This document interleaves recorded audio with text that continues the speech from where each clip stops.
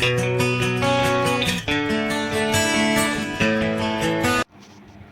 friends, welcome to Infinity for All. Today we will begin with the next theorem of unit of the line integrals. It is the miscellaneous theorem number 7. It is basically a theorem that is used to prove few conditions that are equivalent to each other when f is a continuous vector field and on an open connected set capital U in Rn. So firstly let us see the statement. Let f be a continuous vector field defined on an open connected set capital U in Rn. Show that the following conditions are equivalent. First, the line integral of capital F depends only on the end points of a curve in capital U and not on the curve. What does this indirectly mean?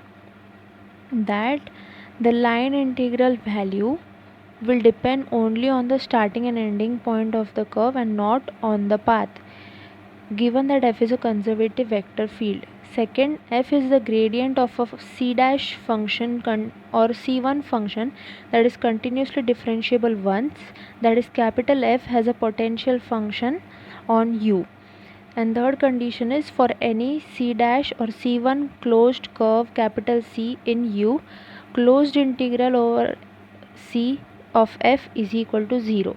So let us see the proof. Firstly, for the A part, we have to prove 1 equivalent to 2. That is first statement equivalent to second. So the first statement says suppose line integral of f depends only on endpoints and not on the curve. Then we have to prove that f is a gradient of continuously differentiable function once. So the second condition is this and the first condition is this. Now we can see that the proof is same as the first fundamental theorem of calculus for line integrals. That is what we had studied in the previous video. Now B part is second equivalent to third. Second statement says suppose capital F is a gradient of a C1 function. Let f is equal to gradient f, where f is a C1 function.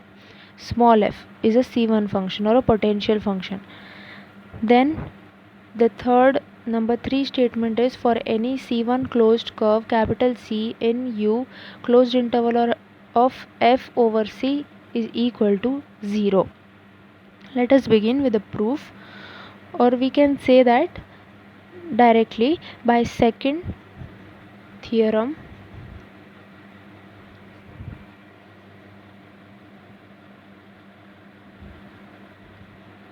for line integrals. That is nothing else but second fundamental theorem of calculus for line integrals. Second theorem of calculus for line integrals. Okay, so what is the second theorem of calculus for line integrals? It is nothing but line integral of dabba small f over c d gamma is equal to f of q minus f of p, where q and p are the starting and ending points. Given that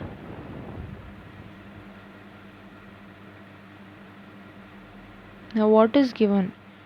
It is given that C is a closed curve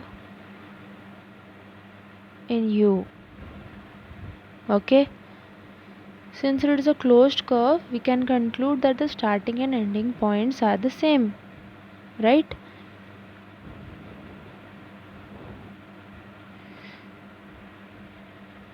Therefore the starting and the ending point is the same.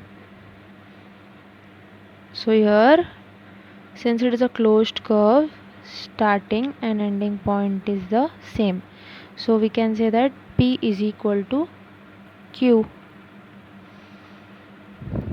So in the above statement, it can be concluded as closed integral of capital F over the curve C is equal to f of q minus f of p, because we know that capital F is equal to dabba of f.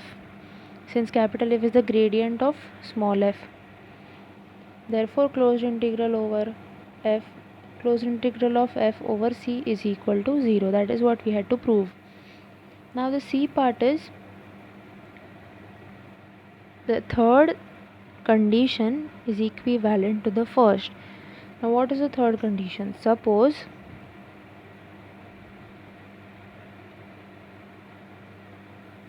for any C1 closed curve capital C in capital U, closed integral of capital F over C is equal to 0.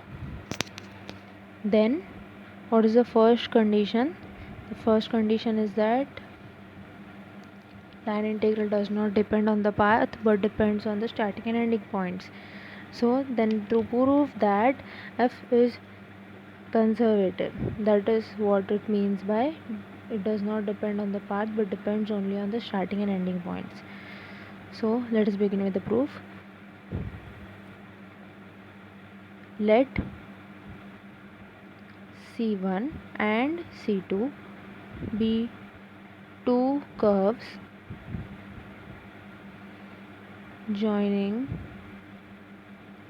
the points V0 and V1. Let C be a closed curve in U obtained by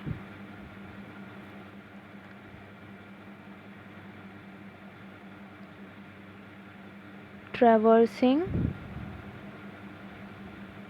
C1 and then C2. So first C1 and then C2 in the reverse direction. This is very important.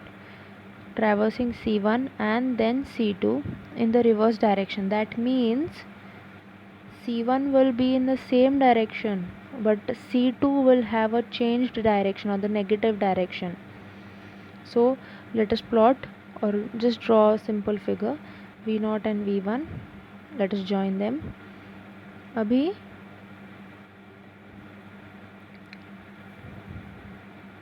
we will see a small mistake that we usually do while drawing a diagram or a small figure. We have written in reverse direction, that is why we have written minus C2, but that is not the right way to draw. This is the right way, where from V0 to V1 is C1, and since we have to consider the reverse direction, so it will be minus C2. Okay, so now let us write, given that closed integral of capital F over C is equal to 0. Let us divide this. So line integral from C1 F plus, now why minus C2? Because we are considering the reverse direction. So minus C2 integral over F is equal to 0. Now we can reverse it and change the sign between the two integrations. So it is line integral C1 F minus line integral of F C2 is equal to 0. So just take it to the right hand side, we get integration of F or line integral of F over C1 is equal to line integral of F over C2. This is nothing but the line integrals depend on or only on the starting and ending points, or you can just say end points, and not on the path or, as said in the question, curve. This is just what the first statement says. Therefore the field capital F, or we can just write F, no need of the. F is a conservative vector field. This is what we had to prove. So in short, we have proved that 1 equivalent to 2, 2 equivalent to 3, 3 equivalent to 1. That is what we had to prove. The first one was proved using first fundamental theorem, second one using second fundamental theorem, and third one is what we have done. Thank you for watching this video. Please do like, share, subscribe if you haven't done it yet, and don't forget to press the bell icon for update of every new uploaded video. Any queries or feedbacks regarding the videos or any doubts can be written in the comment section. Thank you so much for watching the video. Keep learning, keep watching. Thank you.